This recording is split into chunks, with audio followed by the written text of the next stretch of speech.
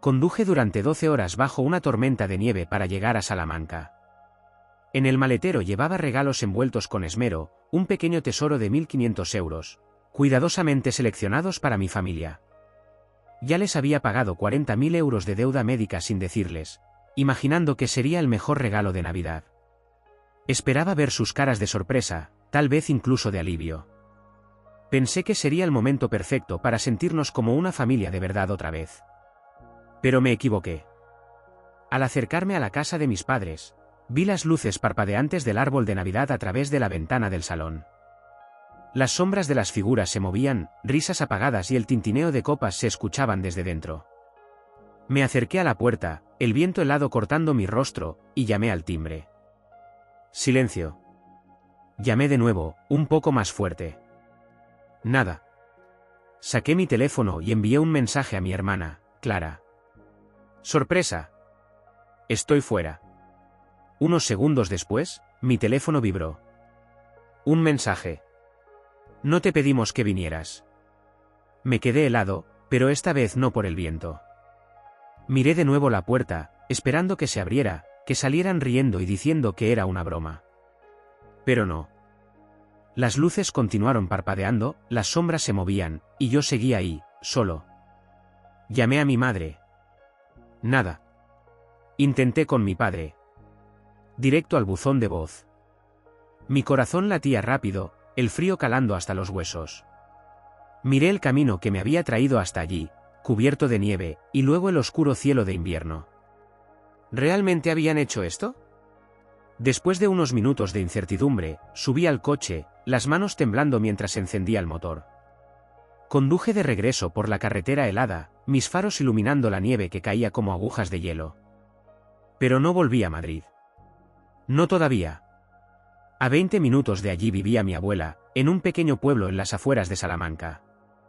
Pensaba sorprenderla al día siguiente, pero ahora parecía ser mi única opción. Al llegar, la luz del porche se encendió. Antes de que pudiera tocar, la puerta se abrió y allí estaba ella, envuelta en su viejo cardigan, mirándome sorprendida. Pablo, su voz era cálida, como un abrazo. Entré, y el calor de su casa, el olor a lavanda y madera vieja me envolvieron. Mi abuela me abrazó con una fuerza inesperada para su pequeña figura, y por un momento, sentí que el hielo en mi pecho comenzaba a derretirse. Me senté en su pequeño y acogedor sofá mientras ella me servía una taza de té. No mencioné lo que había pasado, no quería preocuparla. Pero debía haberlo notado en mi rostro. «Tienes frío, cariño». «Aquí estás a salvo», dijo, dándome una suave palmadita en la mano. Mientras el viento aullaba afuera y la nieve continuaba cayendo, mi teléfono vibró varias veces. Mensajes de Clara, de mis padres. No los leí. No quería saber qué tenían que decir. No después de lo que acababan de hacer. Aquella noche, mientras el reloj marcaba la medianoche y las luces parpadeantes de Navidad iluminaban el pequeño salón, supe que algo había cambiado. El hielo que sentía no era solo el del invierno. Era la fría realidad de saber que para mi propia familia, yo era solo una opción. Y aún no sabían lo que les esperaba. A la mañana siguiente, me desperté con el suave aroma del café recién hecho y el sonido de mi abuela canturreando una vieja canción, mientras preparaba el desayuno. Por un momento, sentí una paz que hacía años no conocía. El pequeño salón, el crujido de la madera bajo mis pies, el calor que se desprendía del horno, todo me envolvía como un abrazo. «Buenos días, Pablo. Te ves mejor hoy», dijo mi abuela, sonriendo mientras colocaba un plato de tostadas y mermelada frente a mí. Intenté devolverle la sonrisa, pero el recuerdo de la noche anterior seguía pesando en mi pecho. Decidí no contarle nada. No quería arruinarle la Navidad. Pero esa paz duró poco. Mientras sorbía mi café, el sonido de ruedas sobre la grava del camino me hizo levantar la vista. Me asomé por la ventana y mi corazón se aceleró. Un coche oscuro se detuvo frente a la casa. Era el de mi padre. Detrás, el coche de mi hermana Clara. Mi abuela frunció el ceño, dejó la espátula y se secó las manos en su delantal. «Quédate aquí, cariño», me dijo, y en su voz había una firmeza que no le había escuchado en años. Salió al porche, y aunque no podía oír claramente, el tono de su voz era frío y cortante. Vi a mi padre hablar, sus gestos nerviosos, a mi hermana cruzada de brazos, su rostro lleno de disgusto. Minutos después, mi abuela regresó, su expresión dura como el acero. «Quieren hablar contigo», dijo, pero antes de que pudiera responder, añadió, «Les he dicho que no entran hasta que se disculpen». «¿Disculparse?», pregunté, sorprendido. Nadie trata a mi nieto como si fuera un extraño, y mucho menos después de lo que has hecho por ellos. Sentí un calor en el pecho, una mezcla de gratitud y alivio. Por primera vez, alguien estaba de mi lado. No estaba solo. Me acerqué a la puerta, y al abrirla, vi a mi padre con el ceño fruncido y a Clara, mirando a otro lado, incómoda. «¿Qué pasa, papá?», pregunté, cruzando los brazos. «Pablo, esto es ridículo. Vinimos a buscarte. No tienes que hacer este espectáculo». «¿Espectáculo?», solté una risa amarga. ¿Es un espectáculo pagar vuestra deuda médica de 40.000 euros sin decir nada? ¿O conducir 12 horas bajo la nieve para sorprenderlos solo para encontrarme con la puerta cerrada? Mi padre se quedó en silencio, sus labios apretados. Clara miró al suelo. «No sabíamos que venías», dijo finalmente mi madre, asomándose detrás de mi padre. «No te pedimos que vinieras». «Exacto», interrumpió Clara, cruzando los brazos. «No tienes que hacerte la víctima, Pablo». Un nudo de rabia creció en mi pecho. ¿Hacerme la víctima? Los ayudé sin que ustedes lo supieran. Les di un regalo que cambiaría sus vidas. ¿Y así me tratan? Mi abuela, que había estado en silencio junto a la puerta, dio un paso al frente. «Basta», dijo con una voz que cortó el aire como un cuchillo. «Si han venido a buscar pelea, pueden irse. Esta es mi casa, y aquí se respeta a mi nieto». Mis padres se miraron entre ellos, sorprendidos. Clara dio un paso atrás. «Abuela», balbuceó mi madre, pero la mirada de mi abuela fue suficiente para hacerla callar. «Tienen 5 minutos para disculparse y empezar a comportarse como una verdadera familia. Si no pueden hacer eso, se van». Hubo un largo silencio. Mi padre apretó los puños, pero finalmente bajó la mirada. «Pablo», comenzó. «Lamento lo que pasó. No debimos dejarte fuera. No debimos ignorarte». Mi madre asintió, su mirada evitando la mía. «Lo siento, hijo». «¿Clara?», preguntó mi abuela, cruzando los brazos. «Está bien, lo siento», dijo mi hermana, casi a regañadientes. «Ahora pueden entrar», dijo mi abuela, abriendo la puerta con un gesto firme. Entraron, y me senté junto a la mesa, aún con una mezcla de rabia y desconfianza. Pero mi abuela me dio una palmada en el hombro. «Si no saben comportarse, se vuelven a ir». Mi padre tragó saliva, y mi madre se sentó sin decir nada.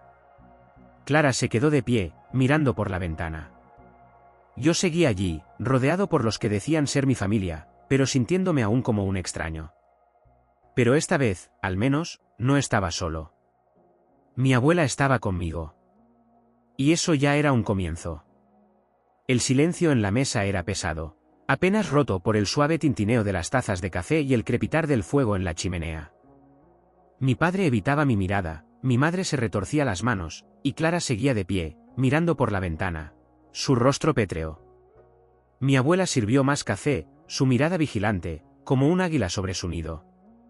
«Entonces, Pablo, ¿cuándo planeabas decirnos lo del dinero?», preguntó finalmente mi madre, su voz apenas un susurro. «¿Decirles?». Me incliné hacia adelante, apoyando los codos en la mesa. Planeaba sorprenderlos. Que sintieran que podían respirar, que no tenían que preocuparse por esas facturas médicas nunca más. Que tuvieran un alivio. Mi padre dejó escapar un suspiro largo, su mirada clavada en la taza. «No necesitábamos caridad, Pablo». Su tono era frío, defensivo. «No era caridad. Era un regalo», respondí, sintiendo como el calor de la rabia subía por mi pecho. Después de todo lo que han hecho por mí, pensé que sería una forma de devolverles algo. «No lo pedimos, hijo». Mi madre me miró, su expresión llena de culpa y algo más. No queríamos que te sintieras obligado. ¿Obligado? Solté una risa amarga. ¿Obligado como cuando siempre fui el que solucionaba las cosas? Cuando Clara necesitó ayuda para pagar su coche, ¿quién lo hizo? Cuando papá perdió su trabajo y las cuentas se acumularon, ¿quién los ayudó? Clara se giró, sus ojos brillando de furia. Siempre tienes que recordárnoslo, ¿verdad? Siempre tienes que ser el héroe. ¿Héroe? Me puse de pie, empujando la silla hacia atrás. Clara, no se trata de ser héroe. Se trata de ser familia, de estar ahí. Pero parece que solo soy parte de esta familia cuando necesitan algo. ¿Basta? La voz de mi abuela cortó el aire como un cuchillo. Sus ojos eran duros, firmes. Esta discusión no va a ninguna parte. Me dejé caer de nuevo en la silla, tratando de controlar mi respiración, sintiendo el peso de las palabras no dichas presionando contra mi pecho. Pablo, mi padre finalmente habló, su voz más suave, más cansada. Nos sorprendiste. No esperábamos verte, y cometimos un error. Un error, murmuré. No solo fue cerrar la puerta. Fue no responder, fue ignorarme. Mi madre comenzó a llorar, cubriéndose el rostro con las manos. No queríamos hacerte daño, hijo. Pero lo hicieron, dije, sintiendo como las palabras me quemaban en la garganta. Y aún así, pensé que tal vez si les daba ese regalo, todo cambiaría. Que me verían. Que finalmente me verían. Mi padre se pasó la mano por el rostro, como si quisiera borrar la culpa. Queríamos protegerte, no hacerte sentir responsable de nuestros problemas. No me protegieron. Me dejaron fuera. Clara dejó escapar un suspiro, su mirada ahora más suave, menos desafiante. Lo sentimos, Pablo. Yo fui una egoísta. No pensé en cómo te haría sentir. Mi abuela, que había estado en silencio, se acercó y me puso una mano en el hombro. Ya basta de culpas. Lo que importa es qué van a hacer ahora. El silencio volvió, pero esta vez no era tan pesado. Había algo más, algo que se parecía a la esperanza. Quiero que las cosas cambien, dije, mi voz firme. No quiero ser solo el que resuelve sus problemas. Quiero ser parte de esta familia. Mi padre asintió lentamente. Lo serás, hijo. Lo serás. Clara bajó la mirada, pero pude ver una pequeña sonrisa luchando por aparecer. Mi abuela sirvió más café, y el calor de su pequeña casa pareció envolvernos a todos. Por primera vez, sentí que había una posibilidad. Que tal vez, solo tal vez, esta familia aún podía ser salvada. Pasaron unos días en los que el silencio parecía haberse convertido en nuestro nuevo lenguaje. Mi padre y Clara se habían marchado esa misma tarde, después de un incómodo abrazo y una vaga promesa de hablar pronto. Mi madre se quedó un poco más, intentando sonreír, pero sus ojos siempre la traicionaban, cargados de arrepentimiento y vergüenza. Yo me quedé con mi abuela. Sus desayunos cálidos, el olor a café recién hecho y el crujir de la leña en la chimenea se convirtieron en mi refugio. Me ayudó a encontrar algo de paz, una calma que no había sentido en años. Pero en el fondo sabía que esto no había terminado. Una tarde, mientras arreglaba el pequeño jardín cubierto de nieve junto a mi abuela, mi teléfono comenzó a vibrar sin parar. Mensajes, llamadas perdidas, notificaciones. Al principio, ignoré todo, concentrándome en las plantas secas que sobresalían entre la nieve. Pero entonces vi el nombre, Clara. Pablo, por favor, contesta. Su mensaje aparecía en la pantalla, una y otra vez. Respiré hondo y decidí llamar. ¿Qué pasa, Clara? Mi voz sonaba más fría de lo que esperaba. Es mamá, está muy mal. No ha comido en días. Papá dice que apenas sale de la habitación. No hace más que llorar. Sentí un nudo en el estómago. Por mucho que me doliera lo que me hicieron, seguían siendo mi familia. ¿Y qué esperas que haga yo? Pregunté, tratando de mantener la calma. No sé, tal vez, podrías venir a hablar con ella. Miré a mi abuela, que me observaba desde la ventana de la cocina. Su mirada tranquila, sabia, me dio el coraje que necesitaba. Voy para allá. El viaje de regreso fue silencioso. El frío parecía más intenso, las nubes grises amenazando con otra nevada. Cuando llegué a la casa de mis padres, todo se veía igual, pero sentía como si algo hubiera cambiado. Mi padre abrió la puerta, su rostro pálido, su cabello más canoso de lo que recordaba. Gracias por venir, hijo. Asentí, sin decir nada, y entré. La casa estaba en silencio. Mi madre estaba sentada en el sofá, envuelta en una manta, los ojos hinchados y enrojecidos. Al verme, comenzó a llorar nuevamente. Mamá, me acerqué, pero no supe qué decir. Perdóname, hijo, sollozó, agarrando mis manos con fuerza. Fui una tonta, una estúpida. No sé en qué estaba pensando. Mamá, ya basta, murmuré, sintiendo una mezcla de lástima y enojo. Solo quiero entender. ¿Por qué? Teníamos miedo, interrumpió mi padre, sentándose junto a ella. ¿Miedo de qué? De que nos dejaras. Que si no te necesitábamos, te olvidarías de nosotros. Las palabras cayeron como un balde de agua fría. ¿Miedo? Toda esta miseria, esta fractura familiar, era el resultado del miedo. ¿Olvidarlos? Mi voz tembló. ¿De verdad creen que soy así? No lo eres, Clara apareció en la puerta del pasillo. Pero nosotros, nos perdimos. Te dimos por sentado. Suspiré, dejando que la tensión en mis hombros se disolviera lentamente. No puedo seguir así, dije, mi voz firme. No puedo ser el hijo al que solo llaman cuando hay problemas. Quiero ser parte de esta familia, pero no quiero ser su solución. Mi madre me abrazó, aferrándose a mí como si temiera que desapareciera. Lo siento tanto, hijo. Miré a mi padre, que asintió, sus ojos húmedos. Vamos a cambiar, Pablo. Te lo prometo. El resto de la tarde pasó en conversaciones más tranquilas. Compartimos un café, hablamos de cosas triviales, y por primera vez en mucho tiempo, sentí que estábamos intentando ser una familia de verdad. Pero sabía que esto era solo el comienzo. Para sanar realmente, tendrían que demostrar que podían cambiar. Y yo tendría que aprender a perdonar. Esa noche, regresé a casa de mi abuela. Me recibió con una sonrisa tranquila y una taza de chocolate caliente. ¿Todo bien, hijo? Preguntó mientras me quitaba el abrigo. No lo sé, abuela. Pero al menos hemos hablado. Ella asintió, dándome una palmada en la espalda. Eso es un buen comienzo. Pero recuerda, las palabras son solo el inicio. Las acciones son las que realmente importan. Me quedé allí, junto al fuego, dejando que el calor me envolviera, sabiendo que las cosas no serían perfectas de inmediato. Pero también sabiendo que había dado el primer paso para recuperar a mi familia.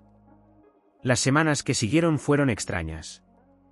Mis padres intentaban llamarme casi todos los días, no para pedirme algo, sino para simplemente hablar, contarme cómo les iba, preguntarme cómo estaba yo.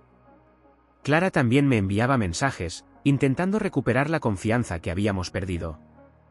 Pero yo aún me mantenía distante, respondiendo con frases cortas, evitando conversaciones largas. Mi abuela me decía que les diera una oportunidad, pero también sabía que necesitaba tiempo. Curar no era un proceso instantáneo, y las heridas que ellos mismos habían abierto tardarían en sanar. Sin embargo, poco a poco, las cosas empezaron a cambiar. Una tarde, mi padre me llamó para contarme que había comenzado a trabajar a medio tiempo en una pequeña tienda local. No era el trabajo glamoroso que había tenido antes, pero hablaba de ello con humildad y hasta un poco de orgullo. Mi madre, por su parte, había comenzado a hacer voluntariado en una residencia de ancianos, algo que le ayudaba a sentirse útil y la mantenía ocupada. Un día, mientras estaba en casa de mi abuela, mi teléfono sonó. Era un número desconocido. Dudé, pero contesté. ¿Pablo? Soy Clara.